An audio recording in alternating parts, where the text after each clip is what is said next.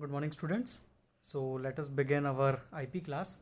It's been so long. We are meeting after 5 days. So let us see whether you remember what we did in our last class or not. All right. Then we will begin our topics. So in the previous classes, what we saw were some components of Python program. Let us see which were they. That is bare bones of Python program. All right. In this bare bones, there were various components that we went through, and out of those components, the headings are given over here. Those are like expressions, statements, comments, functions, blocks, and indentations. So these were some components that we have gone through in our last class. Expression was something in which we are using some combination of symbols that represents a value. It is somewhat different with statement, because statement was what? Statement was something that does something. When some action takes place, then that is a statement, है ना? So this is what we saw. Next was comments. Comments were for user understanding. A programmer writes if something for his understanding or her understanding, so those will be coming under the comments, है ना? And comments can be written in two ways. Multi-line comments can be written in two ways. Either you can use hash symbol in each and every line and write multi-line comments, or you can use this doc string. What is this doc string? You can either use 3 apostrophes or you can use 3 inverted commas. So this is a doc string in which you can write multi-line comments. Next was the function. Function was something that what we can say, we are writing some code, and we are using that code for multiple number of times in our program. So that will be called as function. Blocks and indentation, when one statement is having some another statement inside it, or a statement is not getting ended in one line and there are many different lines that we need to write, so that will be written in blocks.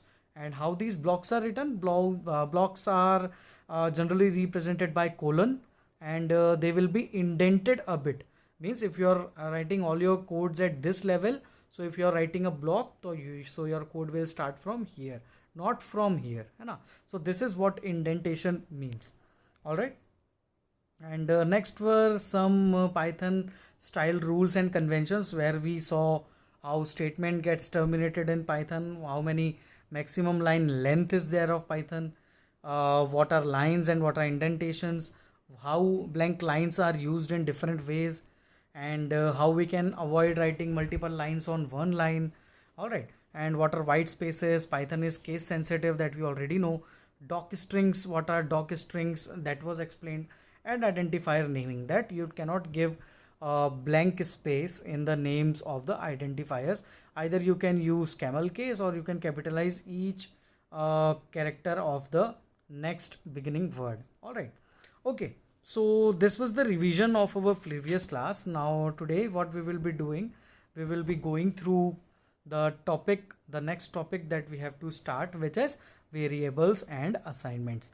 Now let us see what variables and assignments are. All right. So we have already seen many programs in this in Python. Now we will be seeing what variables are. Let us read the definition that they have given to us. A variable in Python represents name location that refers to a value and whose value can be used and processed during program run.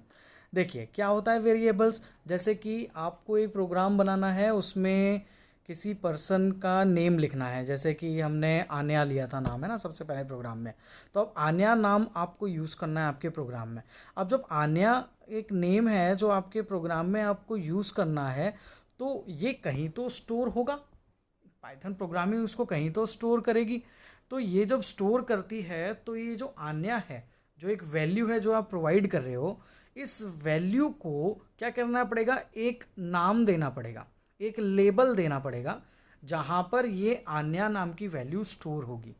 तो ये जो हम एक label देते हैं कि जहाँ पर आन्या एक वैल्यू है जो स्टोर हो रही है, तो ये जो लेबल होता है, इस लेबल को बोला जाता है कि वो एक वेरिएबल है ना. वेरिएबल नाम से पता चल रहा है, वेरी होने वाला, वेरी प्लस एबल से मिलकर बना है वेरिएबल.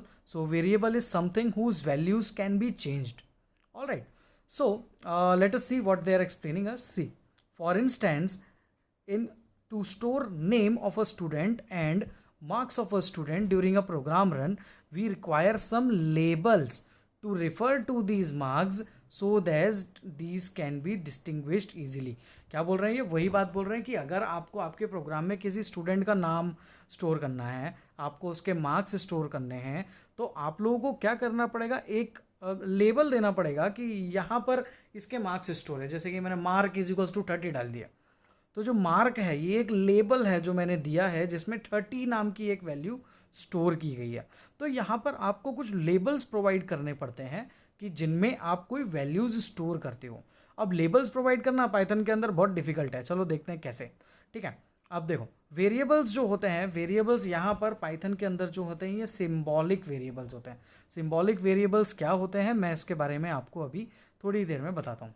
देखो ये नीचे इन्होंने एक वेरिएबल बना के बताया है। देखो वेरिएबल बनाने के लिए आपको क्या करना होगा, ये इतना एक ये हमको ये डिफ़िकल्ट काम करना पड़ेगा। क्या करना पड़ेगा, आपको एक वेरिएबल का नाम अपने मन से चुनना पड़ेगा और उस वेरिएबल के अंदर है एक वैल्यू डिसाइड करनी पड़ेगी। It is as simple as that. ठीक है, तो यहाँ पर कोई ज़्यादा वेरिएबल्स को बनाना डिफ़िकल्ट नहीं होता है। वेरिएबल्स क्रिएट करना कम्प्लीटली आपकी चॉइस है, आप कैसे भी वेरिएबल्स को क्रिएट कर सकते हो। आपको एक परसेंटेज नाम का वेरिएबल बनाना है तो परसेंट इज इक्वल्स टू 95, आपने एक वेरिएबल बना दिया, वेरिएबल बन गया, एक परसेंट नाम का वेरिएबल बन गया जिसमें 95 एक वैल्यू स्टोर की गई है। अब देखो एक चीज़ समझने वाली यहाँ पर ये है, ये जो इन्होंने टर्म यूज़ करी है सिंबॉलिक वेरिएबल, इसका मतलब क्या होता है अब इसको समझते हैं। यहाँ पर देखो इन्होंने यहाँ वेरिएबल को जो वैल्यू प्रोवाइड करी है, ये प्रोवाइड करी है मार्क्स इज इक्वल्स टू 70। जब इन्होंने यहाँ पर वैल्यू प्रोवाइड करी है मार्क्स इज इक्वल्स टू 70, इनने ये कहीं पर भी नहीं बताया कि ये जो 70 वैल्यू है ये क्या है, ये फ्लोट है, ये इंटीजर है, कि ये कोई और दूसरा डेटा टाइप है, स्ट्रिंग है। तो इन्होंने यहाँ पर कुछ भी नहीं बताया कि ये जो 70 है वो क्या है। क्यों नहीं बताया, क्योंकि पाइथन जो है वो वैल्यूज़ को देखकर, आप जो वैल्यूज़ स्टोर कर रहे हो ना, उन वैल्यूज़ को देखकर ही समझ जाता है कि इसमें कौन से टाइप की वैल्यू स्टोर की गई है। ठीक है, जैसे कि यहाँ पर आपने 70 वैल्यू स्टोर करी है तो पाइथन ऑटोमेटिकली समझ जाएगा कि ये क्या है, ये एक न्यूमेरिक टाइप की वैल्यू है जो यहाँ पर डिफाइन की गई है ना। तो अब इसको क्या पता चल जाएगा कि जो मार्क्स है उसमें कौन सी वैल्यू यूज़ है, एक न्यूमेरिक वैल्यू यूज्ड है। ऑलराइट, तो यहाँ पर पाइथन को समझ में आ जाता है वैल्यूज़ को देखकर कि यहाँ पर ये वैल्यू किस डेटा टाइप की है, और वो ऑलरेडी मार्क्स को न्यूमेरिक या इंटीजर डेटा टाइप का समझ लेता है सिंपली, है ना। तो इसको बोलते हैं सिंबॉलिक वेरिएबल। मतलब आपको कुछ नहीं बताना पड़ा, आपको नहीं बताना पड़ा कि ये जो मार्क्स नाम का वेरिएबल मैं बना रहा हूँ उसमें फ्लोट वैल्यू आएगी, कि इंटीजर वैल्यू आएगी, कि स्ट्रिंग वैल्यू आएगी, है ना, कि बुलियन वैल्यू आएगी, लिटरल वैल्यू आएगी। आप कुछ भी नहीं बताते। पाइथन खुद जो आप वेरिएबल दे रहे हो और उसके अंदर जो वैल्यू दे रहे हो, पाइथन खुद समझ जाता है कि इसके अंदर कौन से डेटा टाइप की वैल्यू स्टोर की गई है। जैसे कि simple marks is equals to 70, तो पाइथन को पता चल गया कि यहाँ पर एक न्यूमेरिक वैल्यू का इस्तेमाल किया गया है। ऑलराइट, चलिए आगे बढ़ते हैं। अब कैसे क्रिएट करना है वेरिएबल, तो हम ऊपर देख चुके हैं वेरिएबल कैसे क्रिएट करना है। सिंपल, वेरिएबल क्रिएट करने के लिए क्या करना है, मार्क्स इज इक्वल्स टू 70, बस वेरिएबल का नाम, मतलब ये जो मार्क्स लिखा है ये एक लेबल है, और ये लेबल के अंदर आपने एक वैल्यू प्रोवाइड कर दी जो कि ये है। बस इतना सा काम है, इतना सा आप काम करेंगे तो पाइथन के अंदर एक वेरिएबल क्रिएट हो जाएगा। ठीक है, it is very simple to create variable. अगर मैं आपको बोलूँ फॉर एग्जाम्पल, देखो यहाँ पर इन्होंने पूछा भी हुआ है, अपन उसको थोड़ा सा समझते हैं। For example, to create a variable namely student that holds student's name and variable age that holds student age. अब आपको अगर ऐसा करना है तो क्या करोगे, आपको बोला है कि आपको एक स्टूडेंट की नेम को स्टोर करना है और आपको उसकी एज को स्टोर करना है। तो अब उसके नेम और एज को स्टोर करने के लिए आप क्या करोगे, कैसे ये वेरिएबल बनाओगे। तो क्या करना होगा आपको, पहली बात तो आपको स्टूडेंट का नाम पता होना चाहिए, दूसरी बात आपको उसका जो भी एज है वो पता होना चाहिए। अगर आपको इतना पता है तो आप लोग सिंपली यहाँ पर उस वेरिएबल को क्रिएट कर सकते हो। देखो आप यहाँ पर उन्होंने क्या किया, एक स्टूडेंट नाम का वेरिएबल लिया और उसके अंदर क्या वैल्यू डाल दी, जेकब। एक एज नाम का वेरिएबल लिया, उसमें क्या वैल्यू डाल दी, 16। ख़त्म। अब पाइथन इंटरनली अपने प्रोग्राम में अंदर ही इंटरनली कैसे समझता है, तो वो इस तरीके से समझता है। यहाँ पर एक स्टूडेंट नाम का वेरिएबल है, उसमें क्या वैल्यू है, जेकब। एक एज नाम का वेरिएबल है, उसमें क्या वैल्यू है, 16। तो इस तरीके से पाइथन अपने अंदर वेरिएबल्स को स्टोर करता है और समझता है कि कैसे इसको वैल्यूज़ को स्टोर करना है। ऑलराइट, तो क्या देखा हमने कि वेरिएबल्स क्या होते हैं, कुछ नेम्ड लेबल्स होते हैं जो कि हम यूज़ करते हैं ताकि हम उसके अंदर कोई वैल्यूज़ को स्टोर कर सकें, और जिससे कि पाइथन जो भी प्रोग्राम है हमारा, वो प्रोग्राम इजीली रिफ़र कर सके और इजीली समझ सके कि किस वेरिएबल के अंदर क्या वैल्यू स्टोर्ड है। और दूसरी सबसे इम्पॉर्टेंट चीज़ कि ये एक सिंबॉलिक वेरिएबल होता है। ये सबसे इम्पॉर्टेंट चीज़ है जो आपको वेरिएबल के बारे में पता होना चाहिए, क्या कि ये एक सिंबॉलिक वेरिएबल है। आप क्या वैल्यू दे रहे हो उसके ऊपर डिपेंड करेगा कि ये मार्क्स के अंदर किस डेटा टाइप की वैल्यू स्टोर है। यहाँ पर मैं अगर यहाँ पर वैल्यू दे देता हाई, तो वो उसको क्या मान लेता है कि ये एक स्ट्रिंग वैल्यू है, मार्क्स के अंदर स्ट्रिंग वैल्यू स्टोर की गई है। पर मैंने यहाँ पर क्या वैल्यू दी है, 70, तो पाइथन खुद समझ जाएगा कि यहाँ पर 70 लिखा हुआ है, मतलब ये एक न्यूमेरिक वैल्यू है जो हमने यहाँ पर स्टोर करके बताई है। अब देखिए कुछ सिंपल एग्जांपल्स आप लोगों को यहाँ पर समझाए हुए हैं। ट्रेन नंबर नाम का एक वेरिएबल ले लिया इन्होंने, उसके अंदर कुछ वैल्यू डाल दी। बैलेंस नाम का वेरिएबल ले लिया एक, उसके अंदर एक बैलेंस वैल्यू डाल दी।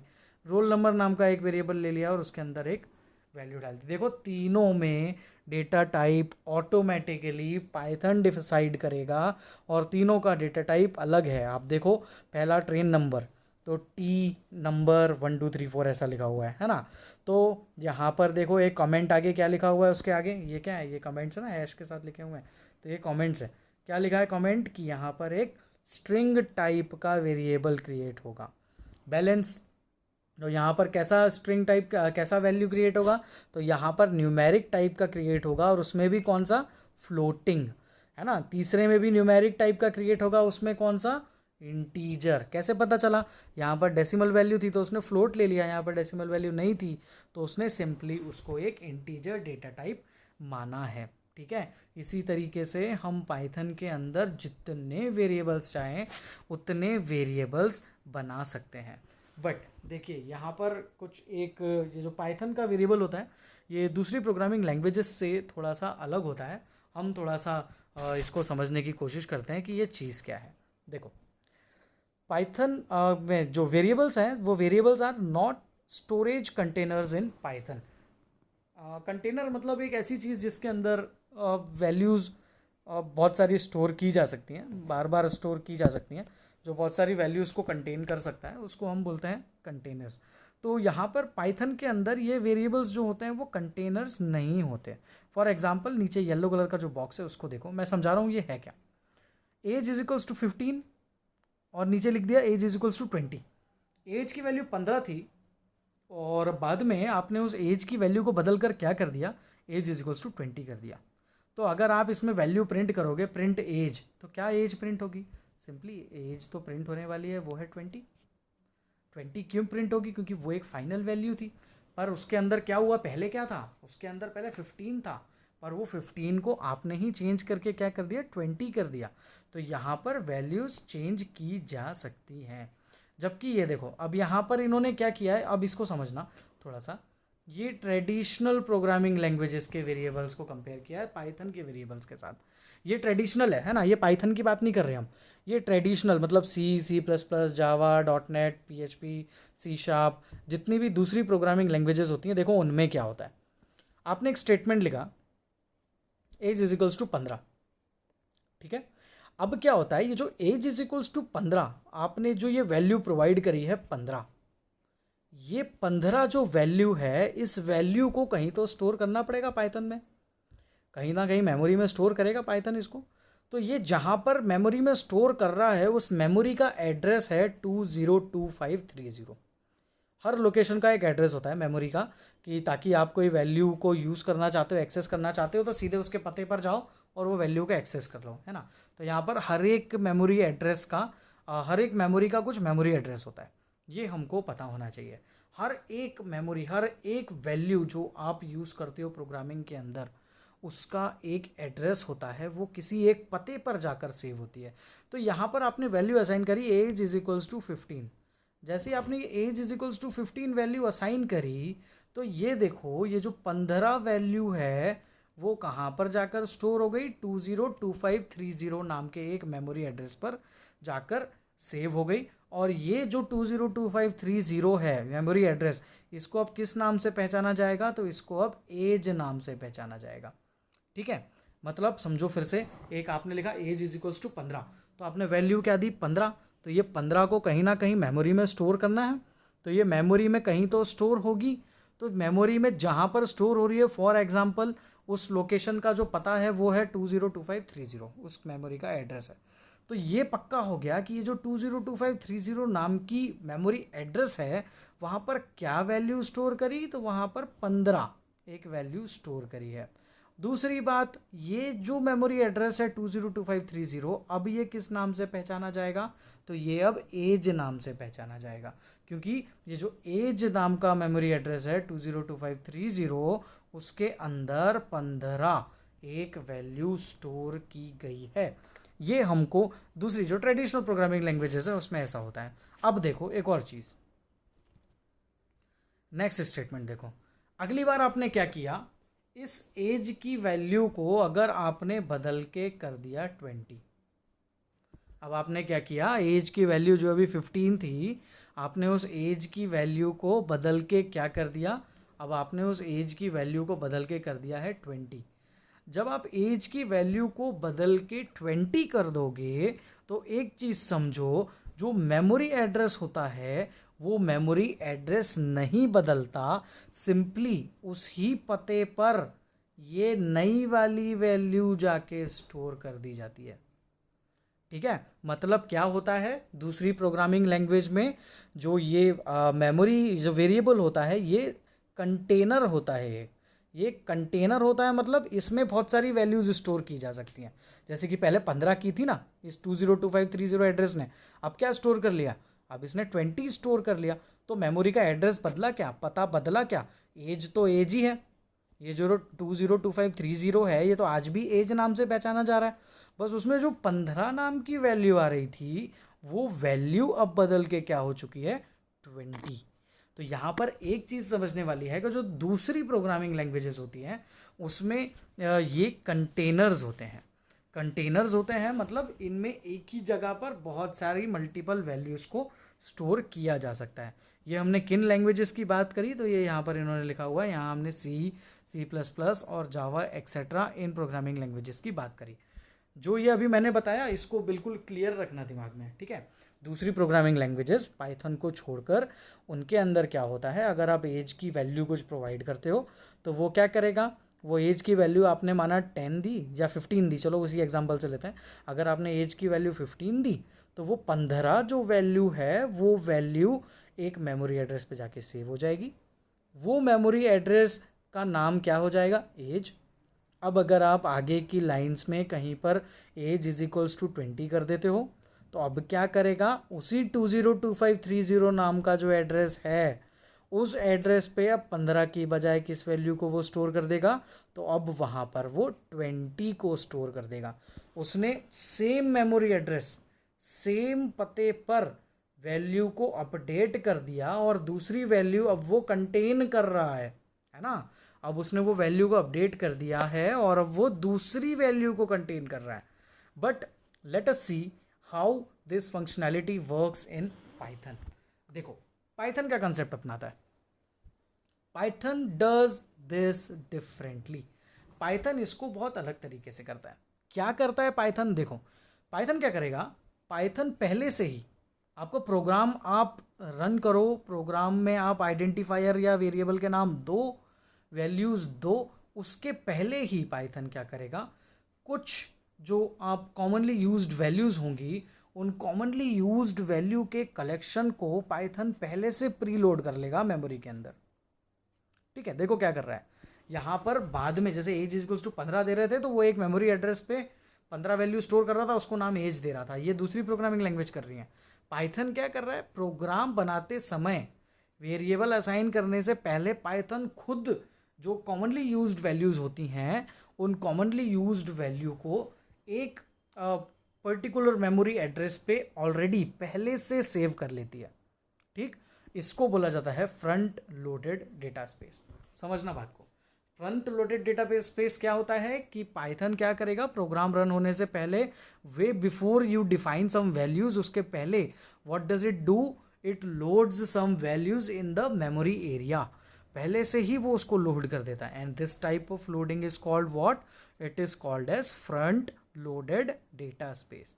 ठीक, फॉर एग्जाम्पल जैसे कि आप ये वैल्यूज़ का इस्तेमाल बहुत ज़्यादा कर रहे हो या पाइथन के पास ऑलरेडी कुछ ना कुछ तरीके से ये वैल्यूज़ का कलेक्शन होगा और उसको पता होगा कि ये मोस्ट कॉमन वैल्यूज़ हैं जो ये प्रोग्रामर यूज़ करता है, जो कि है 14, 15, 16, 17, 18, 19, 20। ये एक एग्जांपल है, सिर्फ इतनी वैल्यू यूज़ नहीं करता, काफ़ी बहुत सारी वैल्यूज़ स्टोर करता है। ये तो बस अपने समझने के लिए इन्होंने सिर्फ 14, 15, 16, 17, 18, 19, 20 वैल्यूज़ को लिया है। अब देखिए अब क्या होता है। आपने यहाँ पर अगर आप दूसरी प्रोग्रामिंग लैंग्वेज पे होते तो आपको पता है क्या होता, पर अभी आप पाइथन पे हो। आपने लिखा एज इज इक्वल्स टू 15। जैसे ही आप एज इज इक्वल्स टू 15 लिखोगे तो ये क्या करेगा, जो पाइथन के पास प्री लोडेड जो एक डेटा स्पेस था जहाँ पर उसने पहले से डेटा बना रखा था मेमोरी में, वहाँ पर ये जाएगा और वहाँ पर ढूंढेगा 15 वैल्यू कहाँ लिखी हुई है। ठीक, जहाँ पर ये 15 वैल्यू लिखी होगी ये उसका मेमोरी एड्रेस देख लेगा कि ये 15 किस मेमोरी एड्रेस पे स्टोर है। तो ये है 20216 मेमोरी एड्रेस पे। अब ये जो 20216 मेमोरी एड्रेस है ये अब किस नाम से जाना जाएगा, तो ये अब एज नाम से जाना जाएगा। ठीक, देखो वहाँ क्या हो रहा था, वहाँ पे अलग तरीका था। वहाँ पे आप एक वैल्यू देते थे, पाइथन दूसरी प्रोग्रामिंग लैंग्वेजेस क्या करती थी, एक मेमोरी एड्रेस पे उस वैल्यू को स्टोर कर देती थी और उसको लेबल कर देती थी एज। यहाँ पर पाइथन क्या कर रहा है, प्रीलोड कर ले रहा है, एक फ्रंट लोडेड डेटा स्पेस पहले से बना दे रहा है और आप जो वैल्यू दे रहे हो वो वहाँ पर फ्रंट लोडेड डेटा स्पेस में जाके देख रहा है कि वो कहाँ पर स्टोर्ड है और उस पर्टिकुलर जो मेमोरी एड्रेस है उसको नाम दे देगा अब एज। मतलब कि ये जो 20216 नाम का मेमोरी एड्रेस है अब वहाँ पर क्या है, एज नाम से अब वो पहचानी जाएगी। उसके अंदर 15 वैल्यू थी, ये तो पहले से ही पाइथन ने डाल रखी थी, बट अब ये किस नाम से पहचानी जाएगी, एज नाम से। अब क्या हुआ, अब आपने वैल्यू बदल दी। अब आपने क्या किया है, अब आपने एज की वैल्यू कर दी 20। अब जब आपने एज की वैल्यू 20 कर दी है तो एज की वैल्यू 20 करने पर क्या होगा, यहाँ पर अब ये जो था इसका नाम अभी तक क्या था, एज था, पर अब वैल्यू अपडेट हो गई और क्या हो गई है, 20 हो गई है। तो क्या यहाँ पर 20 स्टोर्ड है, नहीं है। 20 कहाँ स्टोर्ड है, 20 तो यहाँ स्टोर्ड है। तो अब ये 20296 ये जो मेमोरी एड्रेस है, ये मेमोरी एड्रेस अब एज नाम से पहचाना जाएगा। अब इसको आप एज नहीं बोलोगे, अब आप इसको एज बोलोगे। जबकि दूसरी प्रोग्रामिंग लैंग्वेज क्या करती है, यहीं पर वैल्यू चेंज करके इसको ही मिटा देती हैं और इसको मिटा कर क्या कर देंगी, 20 कर देंगी, है ना। जबकि पाइथन क्या करता है, पाइथन यहाँ पर जो प्री लोडेड वेरिएबल्स हैं उनमें नाम दे देता है, आप वैल्यू बदल देते हो तो वो इनको हटा देता है और दूसरे को मान लेता है कि अब यहाँ पर वो वेरिएबल स्टोर हो रहा है, समझे। तो ये पाइथन और दूसरी प्रोग्रामिंग लैंग्वेजेस में अंतर है। पाइथन के अंदर कंटेनर नहीं होते, ये जो ये वेरिएबल्स होते हैं ये वेरिएबल्स पाइथन प्रोग्रामिंग लैंग्वेज के अंदर कंटेनर्स के जैसा काम नहीं करते हैं। ठीक है, जैसा इन्होंने यहाँ पर लिख के बताया, variables are not storage containers in Python, क्योंकि दूसरी प्रोग्रामिंग लैंग्वेज में एक ही जगह पर मल्टीपल वैल्यूज अपडेट होती हैं और पाइथन प्रीलोड कर लेता है जिसको बोलते हैं फ्रंट लोडेड डेटा स्पेस। और उस फ्रंट लोडेड डेटा स्पेस में आप जो जो वैल्यू डालते जाओगे ये उस मेमोरी एड्रेस पर उस वैल्यू को नाम देते जाएगा। एक जगह पर दो वैल्यू नहीं आ सकती, मतलब यहाँ पर ये कंटेनर नहीं है, एक जगह पर दो वैल्यू स्टोर नहीं कर रहा है, मतलब ये यहाँ पर कंटेनर बिल्कुल नहीं है। एक बार आप लोग जो ये मैंने पढ़ाया आपको एक बार बेटा पढ़ना बहुत ज़रूरी है। आप अगर सोचो कि सिर्फ मेरे समझाने से आप लोगों को ये क्लियर हो जाएगा, तो I think it will not. आप लोग प्लीज़ एक बार पढ़िएगा, और अगर आप लोगों को क्लियर है तो बहुत अच्छी बात है, बट एक बार ज़रूर से पढ़ें, ठीक है। टॉपिक्स क्लियर रहना चाहिए। ये प्रोग्रामिंग लैंग्वेजेस के बहुत बेसिक्स हैं, ये हमको पता होने चाहिए। तो ये आप बिल्कुल ध्यान रखें, जो जो टॉपिक्स हम पढ़ रहे हैं आप लोगों को बिल्कुल क्लियर कट बिल्कुल दिमाग में रहना चाहिए, ठीक है। अब आगे बढ़ते हैं। यहाँ पर एक छोटा सा टॉपिक दिया हुआ है, L values R values. L values मतलब लेफ्ट साइड पे लिखी जाने वाली वैल्यूज़, आर वैल्यूज़ मतलब राइट साइड पे लिखी जाने वाली वैल्यूज़। अगला टॉपिक है मल्टीपल असाइनमेंट्स। पाइथन के अंदर मल्टीपल असाइनमेंट पॉसिबल है। पाइथन इतनी वर्सेटाइल प्रोग्रामिंग लैंग्वेज है, इसके अंदर मल्टीपल असाइनमेंट्स पॉसिबल हैं, वो भी एक सिंगल लाइन के अंदर, ठीक है। आप मल्टीपल असाइनमेंट्स लिख सकते हो, वो भी सिंगल लाइन में। कैसे? जैसे आपको ए की वैल्यू 10 देना है, बी की वैल्यू भी 10 देना है, सी की वैल्यू भी 10 देना है, तो आपको ऐसा नहीं लिखना है। देखो, A is equals to 10, B is equals to 10, C is equals to 10, ऐसा नहीं लिखेंगे। हम सिंपली क्या लिखेंगे? हम सिंपली लिखेंगे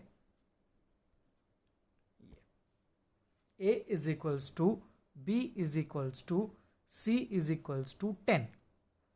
सिंपल स्टेटमेंट है।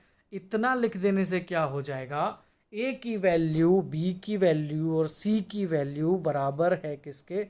10 के। ए भी 10 है, बी भी 10 है, सी भी 10 है।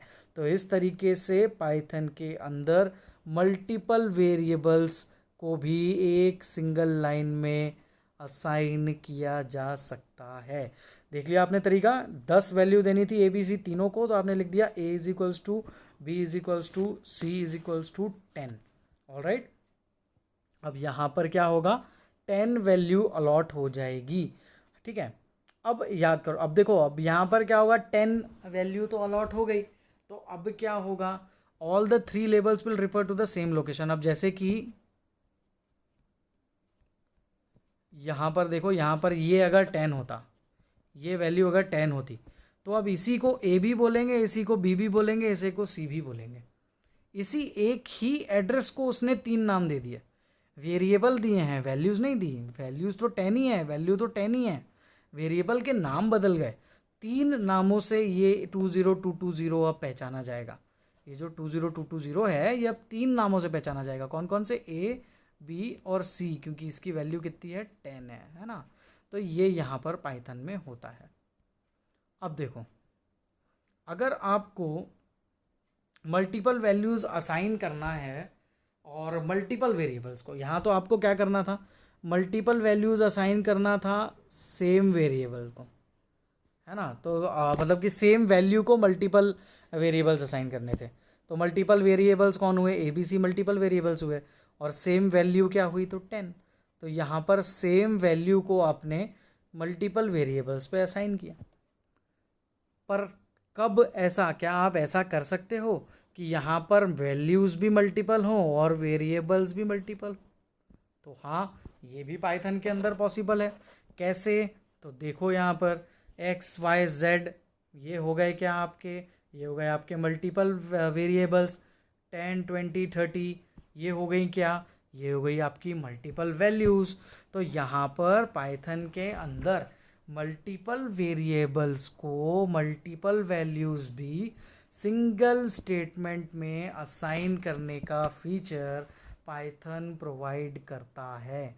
ये बहुत सी दूसरी प्रोग्रामिंग लैंग्वेजेस के अंदर आपको देखने को बिल्कुल नहीं मिलेगा, ठीक है। और ये जो वैल्यूज़ असाइन होती है ना, ये ऑर्डर में असाइन होती है। एक्स इज इक्वल्स टू 10 रहेगा, वाई इज इक्वल्स टू 20 रहेगा, और जेड इज इक्वल्स टू 30 रहेगा, है ना। ये जिस ऑर्डर में आ रहे हैं ना, ये उसी ऑर्डर में रिस्पेक्टिव वैल्यूज़ को उनके अकॉर्डिंग वो असाइन करते जाता है। आगे देखिए, अगर आप कोई प्रोग्राम बना रहे हैं तो देखो कितना इजीली आप कुछ लिख सकते हो। यहाँ पर आपने लिख दिया x comma y is equals to 25,50। मतलब क्या हुआ? एक्स की वैल्यू क्या है? 25, वाई की वैल्यू क्या है? 50। आपने लिख दिया प्रिंट एक्स कॉमा वाई, तो क्या होगा? एक्स और वाई की वैल्यू प्रिंट हो जाएगी। तो यहाँ पे प्रिंट हो गई 25,50। ये आपको स्क्रीन पर प्रिंट होता दिखेगा, तो आपको ये आउटपुट दिख जाएगा वहाँ पर 25 और 50, है ना। तो ये वैल्यूज़ आपको स्क्रीन पर प्रिंट होती हुई दिखेंगी, कॉमा नहीं आएगा। 25 और 50। कॉमा तो हमने दो अलग अलग वेरिएबल्स को सेपरेट करने के लिए लिखा है, एक्स कॉमा वाई लिखोगे तो 25 स्पेस 50 आपको प्रिंट होता हुआ दिखेगा। मतलब कि एक ही लाइन में ये मल्टीपल असाइनमेंट भी कर दिया, मल्टीपल वैल्यूज़ को भी कर दिया। आगे बढ़ते हैं। अगर आपको देखो, अब ये तो क्या हुआ, x की वैल्यू 25 है, y की वैल्यू 50 है। अब आपको क्या करना है, x की वैल्यू पहले तो ऐसे ही डिफाइन करना है और इनको वैल्यूज़ को स्वैप करना है। स्वैप करना है मतलब x की वैल्यू अब y की वैल्यू बन जाए और y की वैल्यू अब x की वैल्यू बन जाए। तो ऐसा कैसे हो सकता है, तो देखो सिंपल, दूसरी प्रोग्रामिंग लैंग्वेज में पता है ये जो स्वैपिंग का प्रोग्राम होता है, वैल्यूज़ को स्वैप करना, ए की वैल्यू बी की हो जाए, बी की वैल्यू ए की हो जाए, उसको बनाने के लिए वहाँ पर 9-10 लाइंस लिखनी पड़ती हैं वैल्यू स्वैप करने के प्रोग्राम को लिखने के लिए। बट पाइथन में मात्र 2 लाइन में काम हो जाता है। क्या कर दिया आपने, सबसे पहले तो असाइन कर दी वैल्यू कि भैया एक्स की वैल्यू वाई की वैल्यू क्या है, तो क्या है एक्स की वैल्यू वाई की वैल्यू, ये लिख दिया आपने ऊपर, x comma y is equals to 25 comma 50, इतना आपने लिख दिया।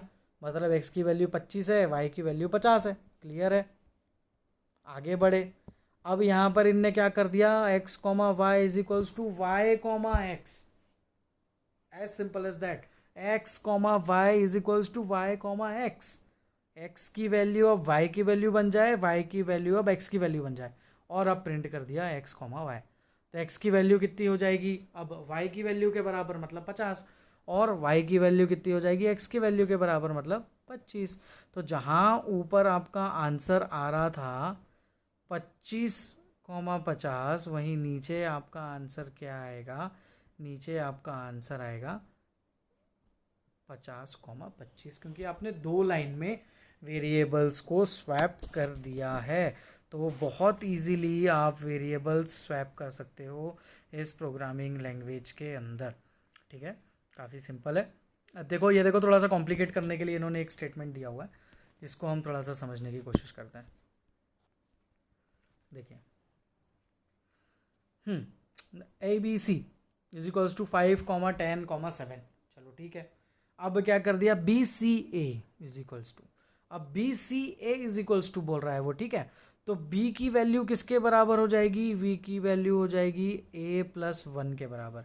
समझते चलना, b की वैल्यू क्या हो जाएगी, a+1, और a की वैल्यू कितनी है 5, तो 5+1 तो क्या हो गई वैल्यू 6। अपन लिखते जाते हैं, ठीक है, वैल्यू हो गई 6। अगला c की वैल्यू हो जाएगी b+2, तो b+2, ठीक है, ये b की वैल्यू थी। अब c की वैल्यू कितना बोल रहा है, b+2, b की वैल्यू क्या है, ये b की वैल्यू है 10, 10+2 इज इक्वल्स टू 12, 12 क्या हो गई c की वैल्यू, और a की वैल्यू क्या हो गई c-1, c की वैल्यू क्या थी 7, 7-1 6, तो a की वैल्यू क्या हो गई 7-1 6। तो ये हो गया आपका आंसर 6, 12 और 6। पर प्रिंट क्या करना है आपको, a comma b comma c print करना है। तो पहले a प्रिंट होगा, मतलब ये प्रिंट होगा 6, a कॉमा बी कॉमा सी, फिर प्रिंट होगा b। तो b क्या है, तो b है आपका a+1, यहाँ पर क्या था ये 5+1 6, और आखिरी में आपका क्या है, तो वो है c क्या है 7-1 मतलब 6। मैंने कुछ गलत कर दिया, I think so, B C की वैल्यू हो गई b-1, मतलब 10+2 12। ओके प्लीज़ देखो, a b c की वैल्यू है 5, 10 और 7। b की वैल्यू कितनी हो गई a+1, तो b की वैल्यू हो गई a+1 मतलब 5+1 6। अब c की वैल्यू कितनी हो जाएगी, c की वैल्यू हो जाएगी b+2 मतलब 10+2 मतलब 12, और a की वैल्यू कितनी हो जाएगी c-1 मतलब 7-1 6। हाँ 6, 12 और 6 आप प्रिंट करोगे ABC, तो 6, 6 और 12 प्रिंट होगा, हाँ नो डाउट, सही है, ठीक है। तो यहाँ पर ये इस तरीके से वैल्यूज़ प्रिंट करेगा 6, 6 और 12, हाँ सही है। यहाँ देखो ये आंसर भी दिया हुआ है इन्होंने, 6, 6 और 12, ये आंसर प्रिंट हो जाएगा। इस तरीके से किया जा सकता है। अब फॉर एग्जांपल आपको ये दिया हुआ है इन्होंने एक और कोड, इसका आंसर आपको निकाल के देखना है, ठीक है। Giving you 10 minutes, 10 second sorry. आप लोग इसको सॉल्व करके देखो। P, Q is equals to 3, 5, क्या आंसर आ रहा है इसको बताओ।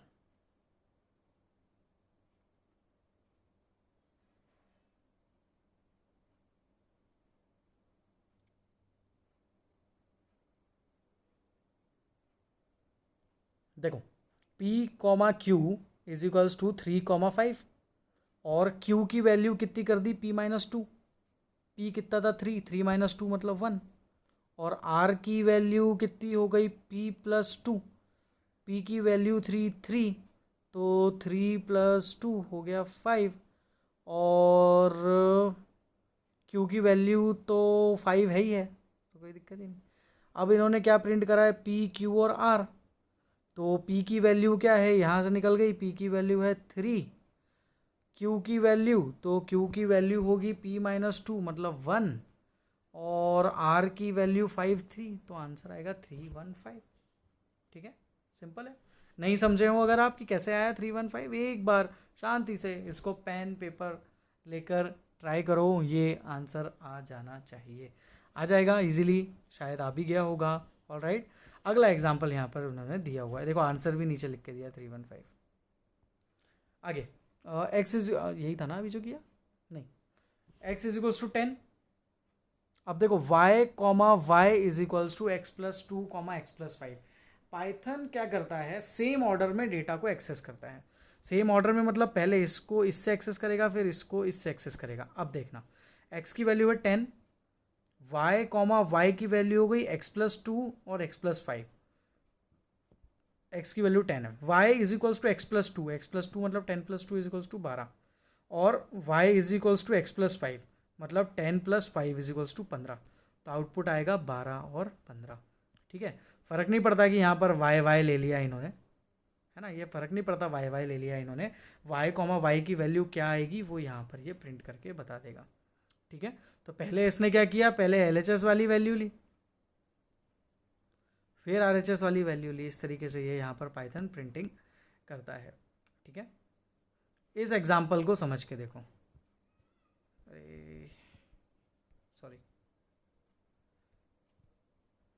इस एग्जाम्पल को समझ के देखो, यहाँ पर देखो क्या किया इन्होंने, x, is equals to 20, 30, x is equals to 20, 30, क्या है ये, अब इसको समझते हैं अपन। x is equal 20, 30, y is equals to x+10, x+20। तो पहले क्या होगा, y is equals to x+10, पहला x क्या है 20 + 10 30, फिर y is equals to x+20 कौन सा x, दूसरा x, तो 30 + 20 50, आंसर आएगा 30 और 50, ठीक है। तो ये आंसर आ गया, यहाँ पर आप देख सकते हो ये आंसर आ गया 30 और 50। इस तरीके से पाइथन के अंदर वेरिएबल्स का रोल होता है, multiple variable, single variable, swapping of variables, इस तरीके से मल्टीपल चीज़ें यहाँ पर की जा सकती हैं पाइथन के अंदर। आगे हम यहाँ पर देखेंगे ये और चीज़ें भी इन्होंने बताई हुई है, वेरिएबल की डेफिनेशन ये क्या होता है, ये नेक्स्ट क्लास का टॉपिक है हमारा। आज के लिए मैं आपको इस PDF को भी इस वीडियो के नीचे डिस्क्रिप्शन में अपलोड कर रहा हूँ, please ask your doubts in the comments, ठीक है। डाउट्स पूछना ही पड़ेंगे बेटा, नहीं समझ में आया है तो 10 बार पूछेंगे आप, तभी जाकर आपको चीज़ें क्लियर होंगी। Alright, this is the only way out to study and you have to focus on your studies as well. तो आप लोग थोड़ा सा आप इस वीडियो को देखो, समझ आए बहुत अच्छी बात, कुछ डाउट है तो आप लोग मुझे कमेंट्स में या व्हाट्सएप पे या ग्रुप में किसी भी तरीके से आप पूछें, आपके डाउट्स ज़रूर पूछें आप, ऑलराइट, तभी जाकर आपको ये चीज़ें क्लियर होंगी। और क्लासेस के बाद 10-15 मिनट देकर ये 4 पेज की PDF को ज़रूर से पढ़ना, तभी जाकर चीज़ें आपको समझ में आने वाली हैं। बहुत इजी होता है, एक बार आप समझ गए ना, अगर आपने एक बार मैंने पढ़ा दिया, एक बार आपने पढ़ लिया, दैट्स इट। फिर उसके बाद आप लोगों को ज़्यादा दिमाग लगाने की ज़रूरत नहीं पड़ेगी, उसके बाद उसको एक बार समझ में आ गया, बात ख़त्म हो गई। You don't need to bother much about that how this will come, how that has come. आप लोग एक बार क्लियर हो गए टॉपिक से, देन नथिंग एल्स, उतना काफ़ी है. Alright, okay students, thank you, see you in the next class.